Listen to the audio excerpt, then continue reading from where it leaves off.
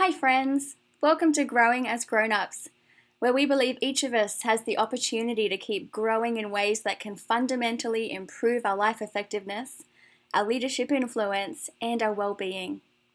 Through interviews, stories, and practical principles, we explore how you can accelerate your growth and unlock your potential to make the difference you want to make.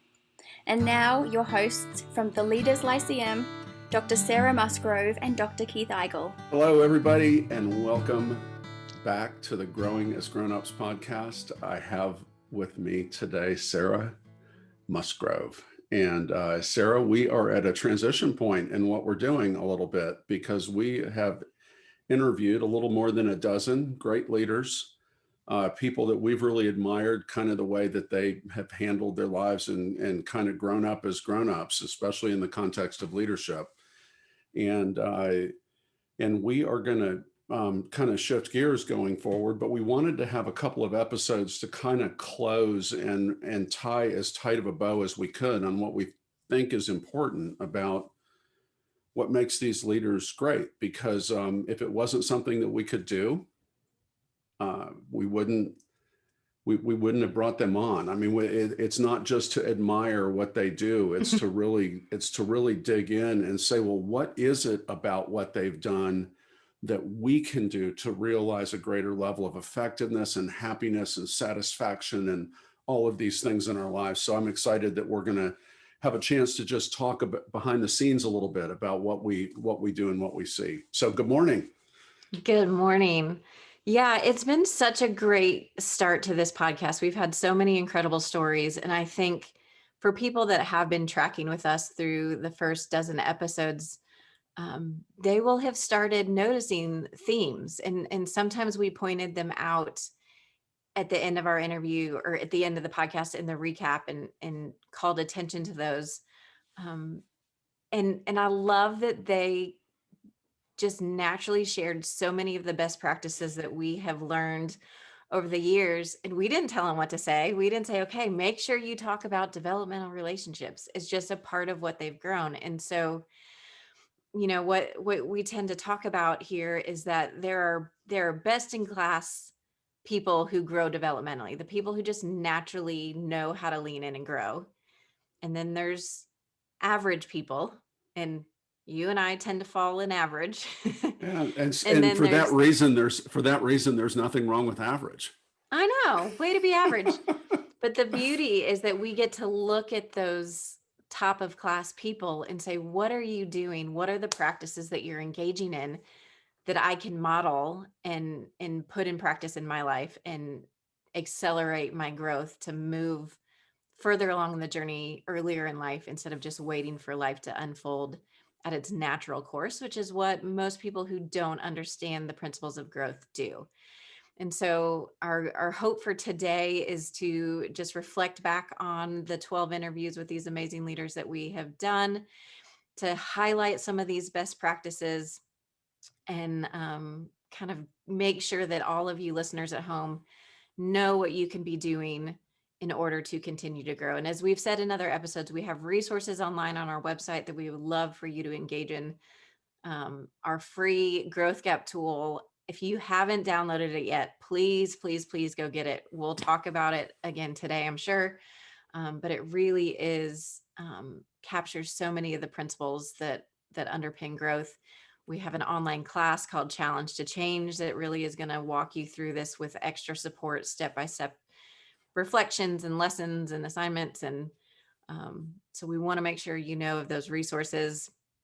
We'll share at the end the discount code for being a faithful podcast listener.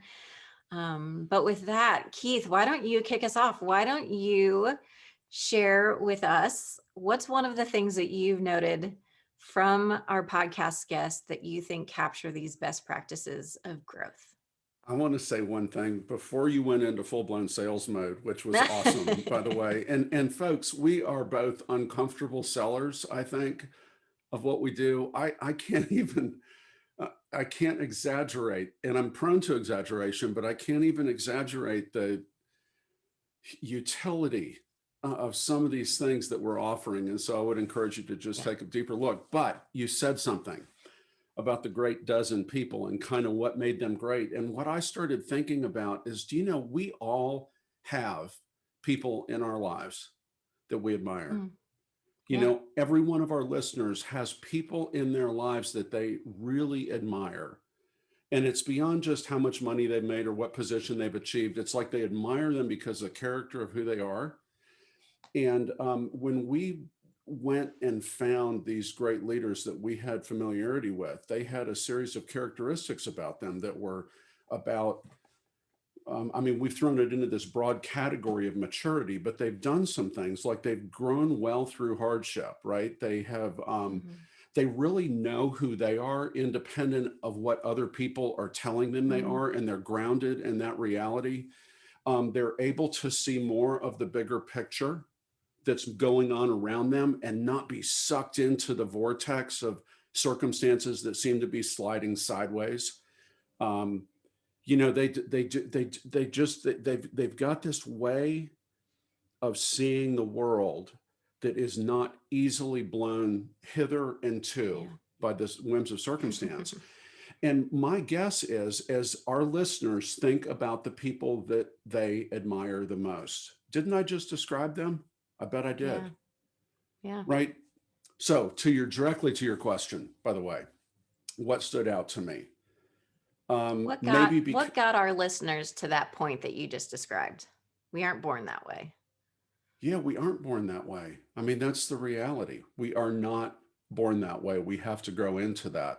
And growing into that, growing into that is not a matter of just tucking years under our belt, right? It's not just having experiences, it's evaluating those experiences in a way that change us. And that just bleeds completely into the thing that stood out to me the most. And I may have a bias toward seeing this because it's what we do for a living.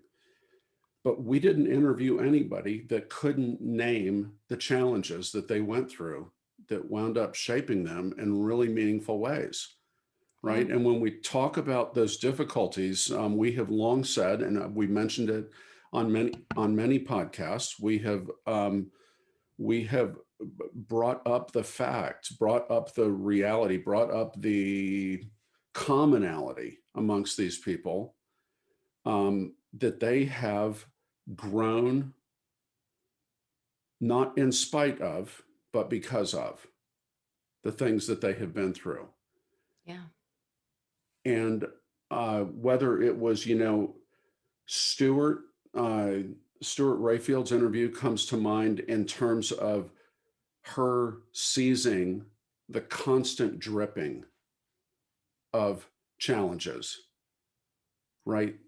Not as much as the big, oh my gosh, I can't believe you endured that challenge kind of challenge. But just the constant dripping of circumstances, which I think is actually more common. It's just that we don't.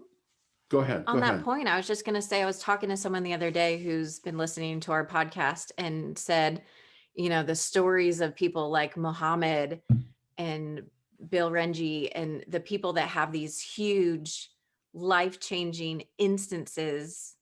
He's like, those are incredible, but that's not my story.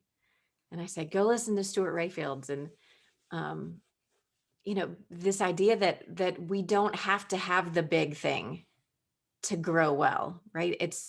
We all face challenges. It's the frustrations with where you are in life and relationships and all those different things. I mean, it's back to what you said. I guess we both talked about it in that first episode, is our formula for growth. Challenge and contradiction over time times perseverance leads to accelerated growth. And big challenges, you know, like Muhammad's accident where he lost his hand, is obviously a huge challenge that is going to lead to growth because he persevered through it. But with Stuart, it was smaller challenges, but with intentionality and time that led to the growth for her. So I want to make the point that it is, you don't have to have the big things. Yeah. But let's not run away from the big things. And when the big things wind up coming our way, the more we have been seizing, utilizing, the little things, the more developmentally fit we are to actually endure the big things in ways that lead to a different kind of growth. Absolutely. Right? It has got such a parallel to physical fitness, and just, effective exercise is not about putting your musculature in such a strain that you do damage to it. But it is about tearing. It is about doing a little bit of damage in a controlled way. And when we can notice and begin to pay attention to the little things in our life that are going on, what we are tapping into are exercises that won't hurt us but will grow us, right? And the foundation of all of our programs, honestly, is that most people are not in crisis, but every time we have 25 or 30 people in a group, I bet we've got a couple of people, right? We've heard the stories, who are in crisis. They're in the middle of losing a loved one, or we've had people who have gotten calls during a session day that they've lost a loved one. Ugh, yeah. Right. And it's like the big things come, but in those rare instances where that has actually happened to a participant in a program, it is interesting how I think all of them have come back to me at some point and said, this was the right time for me to be in this program because I was ready in a different way than I would have been ready. And Sarah, we all, I think, get theoretically probably that we've got all these little challenges in our life. The question is how do we identify the challenges that can lead to growth? And anything that is bothering us, anything that we don't know what to do with, in other words, that we're not making perfect sense of, because if we were making perfect sense of it, it wouldn't even come on our radar screen as a challenge. Anytime we are bothered by something somebody says, anytime we can't sleep at night, anytime we read something that it's like, I don't know if that's true.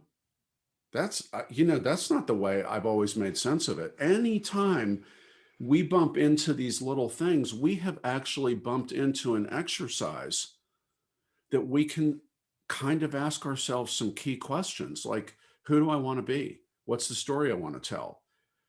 How am I going to make sense of that? What am I going to hold to be true? All of these things that you and I have talked at so many of our closings of these episodes about asking ourselves questions that demand an inside out answer creates that groundedness, creates that maturity, moves us away from being overly influenced by others or circumstances or things that take us down this spiral that we know we don't want to be in, but we find ourselves in.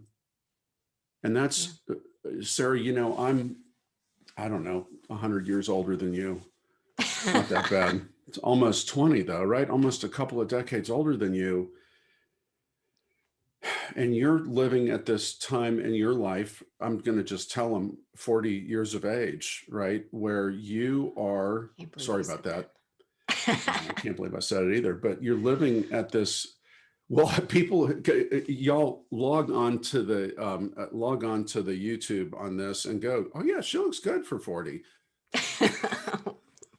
I'm getting myself in trouble. You're going to have to edit this out probably. So Sarah, you're at an age where people who are growing are coming to some of these inside out conclusions about themselves, right? You're seeing a lot of your friends being in that space. Yeah. Lots of people have grown up in really cool ways, by the way. And I've seen lots of people grow through these transitions.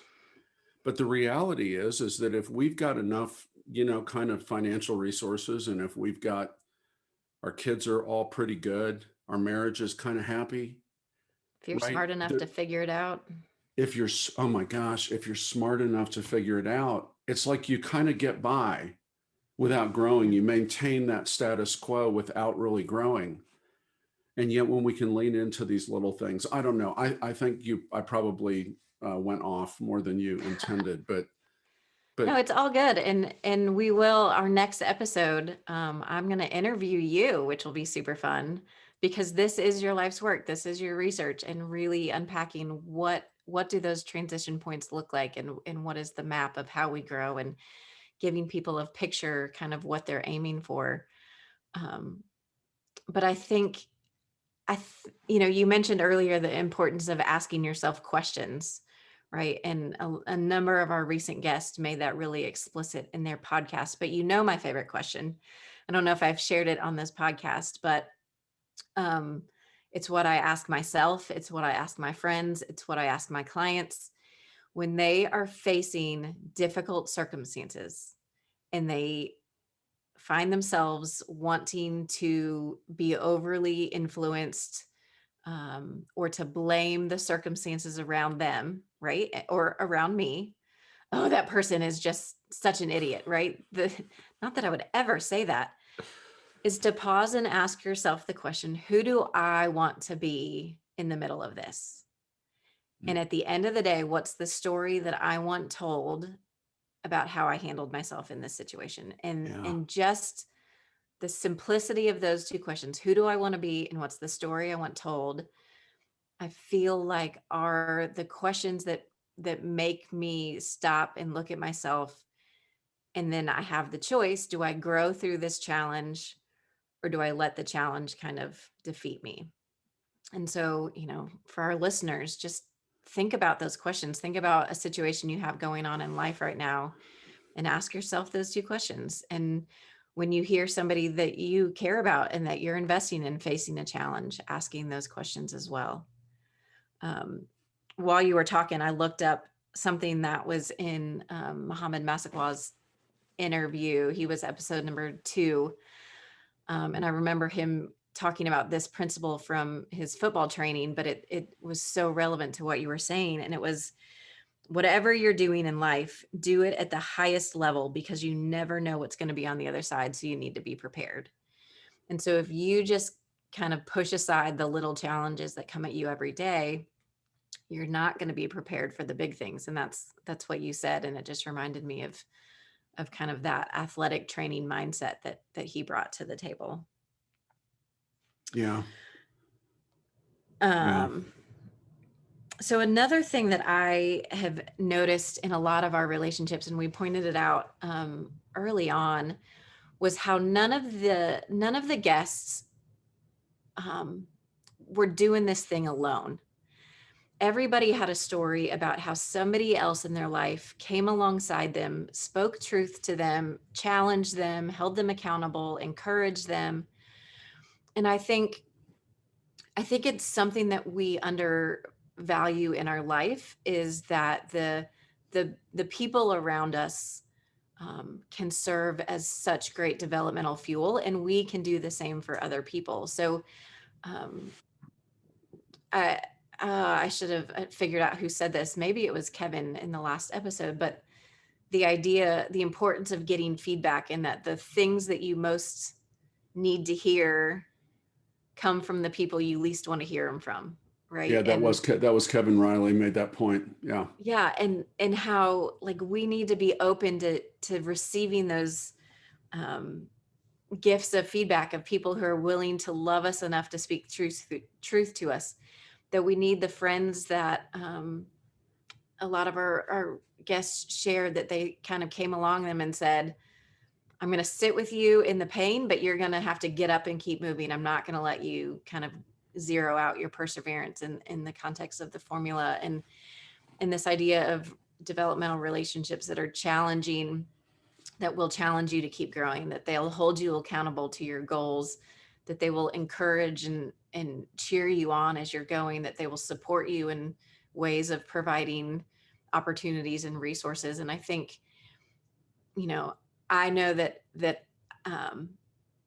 because I do this professionally, and my coworkers therefore understand this principles, I'm lucky enough to have these kinds of relationships with you and with other people we work with. But I, have also tried to be intentional with friends of mine, and inviting them into things and telling them what I'm struggling with, and saying, help hold me accountable, help, feel free. You're always allowed to ask me questions about how I'm doing with something. And my hope is that our listeners have those relationships, and if not, are willing to take the step to go out and invite people into that. And I know for some people that's easier than it is for others. Some people are more Right. private, more guarded, Right.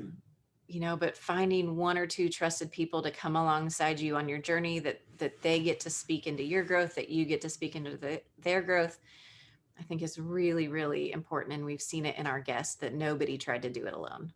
Yeah. I mean, Jeff Henderson comes to mind as well as one who just was so intentional about that. But I don't think we had a guest actually that didn't bring that up. Yeah. You know, there's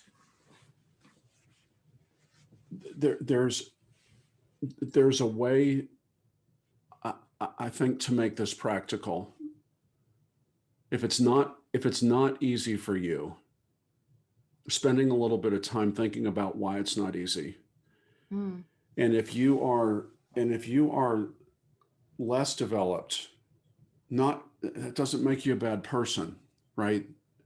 But if you're more in what we'll talk about next episode as a little bit more outside in, a little bit more concerned about what other people think, I think it's harder to develop that kind of relationship with your peers, right? Because if I say this, if I let them know this, oh my gosh, it's a little bit like I'll be found out. Or what if they,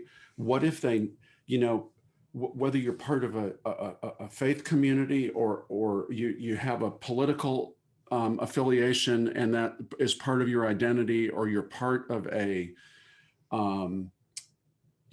just I mean, it could be a homeowners association. It could just be the neighborhood you live in. It could be at work. I'm like, man, if people knew what I was thinking, they would not like me. If people knew what I was thinking, they would not come to me. If people knew what I was thinking, they wouldn't give me this assignment. They wouldn't be my friend. All of these things. And to just get really pragmatic about this for a minute. If you were in your 30s, if you find yourself resonating with the descriptors that I just gave, right? That I recognize in myself that I'm scared sometimes, I'm fearful, I'm concerned what others will think if I really let them know what I was thinking. Will I be ostracized for that? If you're that person, here's what I would encourage you to do. Find someone who's 3 decades, 4 decades older than you. Because you know what? If you admire them, if they've grown up well, they don't care because they get it. They've been there. They know what it is. They're going to bring the wisdom and insight and safety and authenticity and honesty and all of these things that they'll bring into that equation. And they can't just be old. They've got to be grown up. They've got to be the kind of people that you probably admire. And this does not need to be an everyday phone call. This could be breakfast once a month. This could be something that here's what I'm thinking through. I remember, Sarah, that I was in graduate school in my early 30s. There was a professor emeritus, which that's a big fancy word, but that means that he had retired, but he was too cool to let go. So he maintained an office in the building, and his name was Joe Hammock, and truly a level 5, as we've mentioned on this podcast, sage, just, oh my gosh, just one of my favorite people that I think I've ever met in my life. And Dr. Joe Hammock was willing to go to lunch with me once a month. He would take me to the faculty lounge. And the cool thing is almost no one eats at the faculty lounge. So we always had a table in the corner, and I would be able to share things that I was thinking about, not even about the program, just about all aspects of life. And boy, I've told Carl Kunert this a dozen times. I don't think I've ever mentioned this to you, but he was critical in my life. He was one of the key people. And at that point, he was probably at least 4 decades older than me. And he never said no to a lunch that I asked him to. Right. But I That's made a awesome. point. Yeah, it's just, and so if you find yourself in that space where you're worried about processing the things that you're processing, and because of that, you wind up not processing it with somebody, just trying to leave it alone in your head, that's not good leaning in. That's Right. not effective leaning in. How can you get it out in a way with someone who can help provide perspective in the bigger picture? So that's my Yeah. encouragement.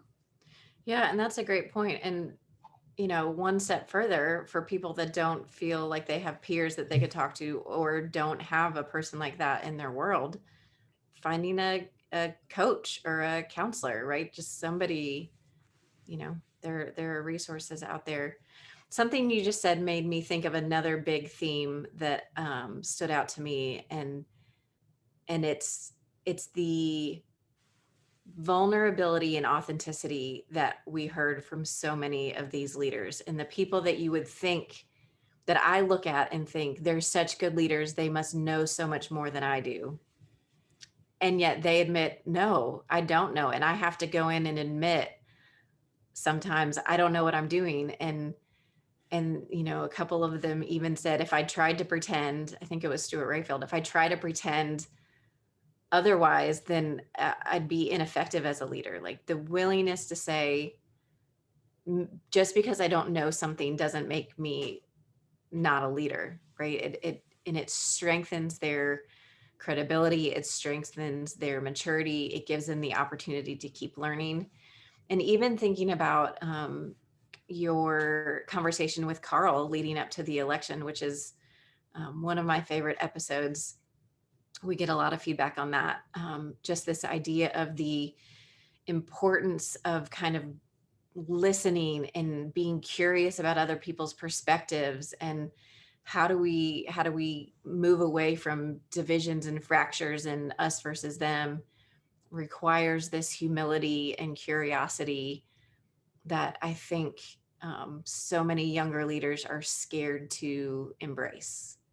But to Yeah. be willing to say, help me understand, tell me a story, let me hear your perspective on something, let me learn from you, I think is great. And going back to what you were talking about at the beginning of kind of everybody has a challenge that has shaped them. One thing that an exercise that we do with our clients, it's a part of our Challenge to Change course, is the Lifeline exercise. And basically we have people, identify challenges. Well, we don't even tell them at the moment that they're challenges, landmark events in your life, and then kind of unpack them.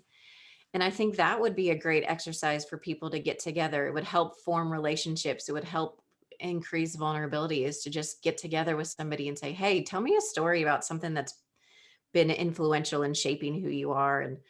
And I think about, the people in my world that have different life experiences than me, and the vulnerability it would take to say, hey, I want to understand your story, the challenge that would bring as I hear things that are contradicting my way of understanding the world, especially with all the racial tension right now, the political divide, just the power of openness, curiosity, vulnerability, kind of that all packaged into one, I think is a really great opportunity for growth that so many people don't take advantage of. Yeah. So as a really practical step, then again, if you don't, thank you for bringing this point up. It's so wonderful. Um, eh, One of the ways you can initiate a developmental relationship with somebody where ultimately you will be able to process the things that you're thinking about is to actually first help Mhm. them process the things that they're thinking about. Mm. Make a safe place for them, Yeah. right? Ask them without judgment, ask them without trying to defend your thinking. what's going on in their life. Tell me more about why you're thinking that. Carl's episode reminds me of that there was this challenge, I think, that Carl did a good job that we put forward in that interview to go out and just be curious. Yeah. And I know you love that, but I mean, that's like one of your main things is how It can we is. be curious with each other? But Carl, I'm sorry, not Carl, in that interview, just the thing that we talked about is that when we go out and allow someone else to begin to be authentic and not judge them in that way, the chances that you will then be able to be reciprocal in authenticity and really talk about what's going on with you is going to happen. So it's not like you need to, are they safe? Are they safe? Are they safe? Be safe for them. And there will be safety that characterizes that relationship. Thank you. Beautiful. Yeah. I had one other thing I had made a note of that I wanted to share, but I wanted to give you a chance to throw something out there if you have anything. You know, the thing that I realized happened through the interviews, and I'll try and make this brief, I think. I'm not very good at making stuff brief. Have you ever noticed that? Never. Yeah, never. Is that the people we invited to be guests through this first series of episodes up until this point are people who grew really well. But that's not necessarily something they chose to do. Right. I even think about Muhammad and probably our youngest guest, but with a maturity so far beyond his years that when people called me to say, oh my gosh, I listened to that podcast, that was the phrase I kept hearing over and over again. Just, oh my gosh, maturity beyond his years, right?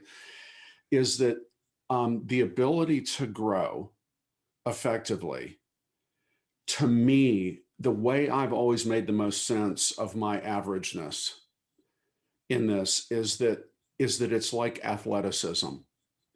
And we all know with athleticism that some people got it. We don't know why, but they did, and I didn't get it at the same level, right?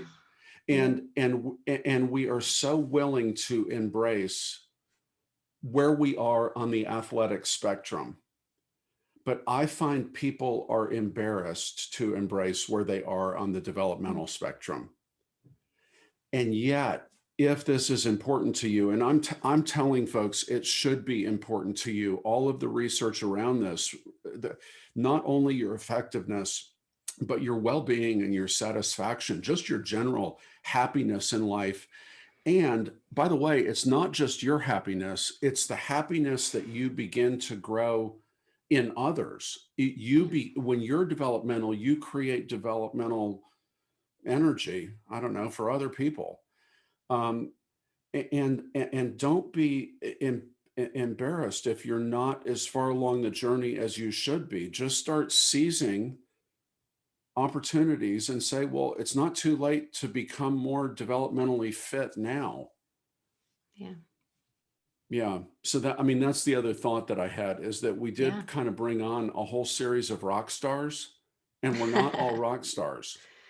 Yeah, we're not. I love that. And I love just the encouragement of it's never too late. I mean, we both have been witness to people who kind of had been stuck for a while, and the little things weren't helping them, and finally a big thing did come along and they got unstuck. And again, our hope for everybody is, let's not wait for the big things. Let's get that daily practice in, so the big things aren't going to rock your world as much, right? Start growing now.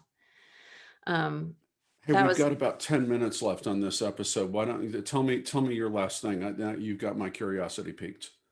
Well, now after that, it doesn't seem that profound, but it is interesting and relevant to the work that we do, is the influence of personality in everybody's story. And some people were very explicit. Christy Gordy knew exactly what her personality type was and how it played in. Kyle Marrero did as well. Right. Mike Lauderdale, for sure. But even the people that weren't explicit about it, you and I could tell some elements of that. And I think we're big advocates that, there is no magic answer. There's no personality assessment that is going to unlock the mysteries of who you are. They only, I forget the numbers.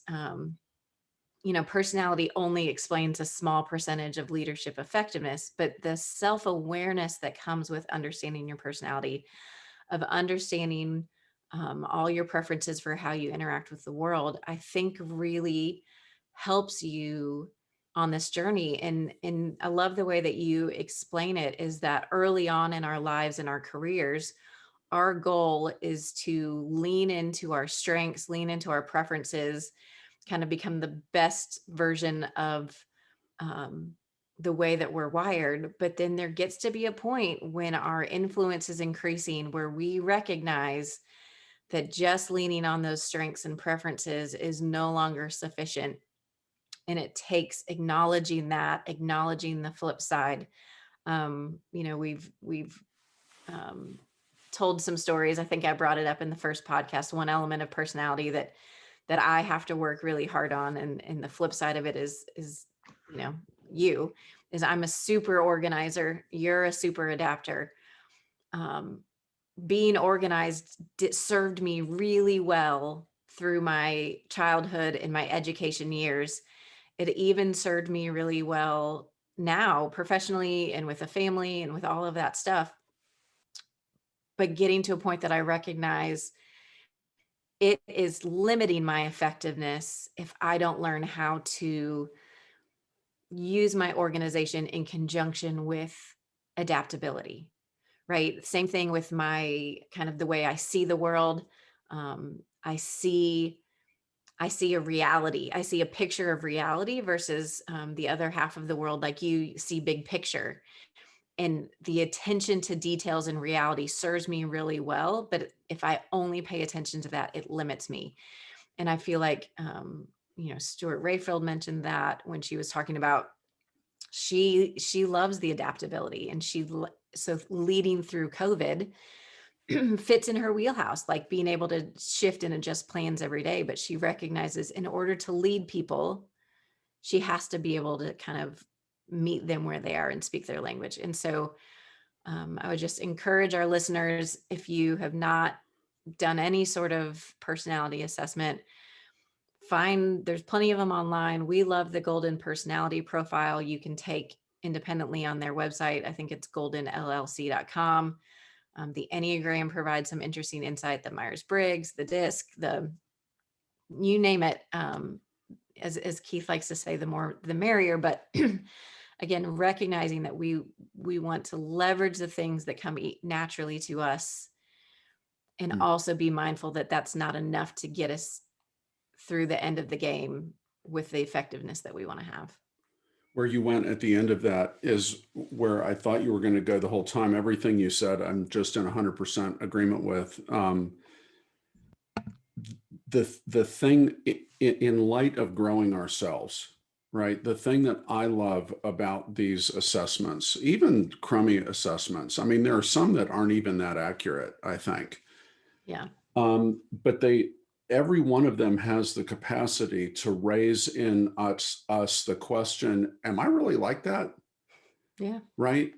And that self-awareness, that taking ownership of the way you're built, even if what you ultimately take ownership of is not what the test said, that's okay. Because it's raising that's why I say the more the merrier. Just take them. They're fun. Mm-hmm. Read them. Read what kind of, are you a golden retriever, a lion, a beaver, or an otter? What's your strengths finder score? The Enneagram is so hot right now, and I think it is tapping into something different. And you know that one of the podcasts I regularly listen to is Ian Cron and typology, and I just get to hear people's stories of who they think they are inside the Enneagram. And we do love the golden. We love these things that are based in more Jungian type theory, but it only taps a portion of who we are from a personality perspective. But any of them that create the challenge and contradiction that you brought up in the first part of this episode today. Challenge and contradiction. How are we putting things in front of us that contradict or that our current understanding does not make perfect sense of? These assessment tools are fantastic for that. It's a fun, proactive way to become more grounded, more mature, more self-aware in who you are. All good stuff. And to build on that, one thing that we love to say is that we need to let these reports refine our understanding of ourselves and not define Perfect. our understanding. I think the risk is I've seen too many people get a personality report and then take that description and say, that is who I am. Whatever this paper says, that is how I am. And even the most reliable, valid, trusted assessments they're not the perfect picture of you. And so to take them and take the crappy ones, as you said, and say, that doesn't sound like me. That doesn't sound like me. That is a level of self-authorship to be able to look at something and evaluate it. And one thing I love to encourage clients to do when we do personality sessions is take a report and let somebody else read it too, and have a conversation of how they see these things show up in you. And again, not to let their opinion define you, but to use it as another piece of feedback. Because I remember years ago, my favorite story is there was this woman who was in one of our workshops, had gotten her golden personality report, came up to me just despondent at a break because the report had pegged her as an extrovert. And you could tell just by her body language that she was not your stereotypical extrovert. And she just said, my whole life I thought I was an introvert. And now I find out I'm an extrovert, and I don't have an excuse to get out of this party this weekend anymore. That's beautiful. And I'm like, you are a grown woman. If you don't want to go to a party, you don't go. And just because this piece of paper has an E on it does not change who you are. If you are not a party person, you're not a party person, and that's okay. But it was like, oh, okay, we need to start over. So don't be like that. Don't get I see it with the Enneagram. Well, I'm a type 1, and therefore here's all the things I'm going to do. And it's an excuse for my behavior. Right. And that is not true. You are not your personality. You have a personality. And so, making your personality work for you, I think is really important. I love it. That's my personality soapbox. Fun conversation, Dr. Musgrove. Yes. I enjoyed this. I know. And it has been so fun to do these first number of episodes. We've had such great guests that I'm just genuinely honored that they would come on and so openly share their stories with us. And I know that in the future, we'd love to come back and do some more of these kind of challenging story conversations. We are going to shift a little bit starting in the next episode. We are going to be going a little bit deeper on specific topics of leadership, bringing in experts who have studied different dimensions of how to lead well. We are going to start with you. I'm so excited to get to interview you. You get to be in the hot seat about just your life's work on vertical development and what that looks like. We have a whole slew of guests on different topics lined up that we'll be bringing over the next several months. So with that, I just want to remind our listeners to go to our website, growinggrownups.com. We have the courses, we have the Growth Gap tool, we have all of our previous episodes. You can get the links to the, wherever you're listening to this, links to the YouTube videos, all those different things. And we'd love to hear from you. If you have a topic you'd love for us to cover, if you know somebody that would be great to have on the podcast, shoot us an email, grownups@leaderslyceum.com, LYCEUM. We'd love to hear from you. So with that, Keith, any closing words? Lean in. Perfect. See you next week. Thank you so much for joining us for another episode of Growing as Grown-Ups. Take a second and subscribe to the podcast so you don't miss any future episodes, and tell your friends.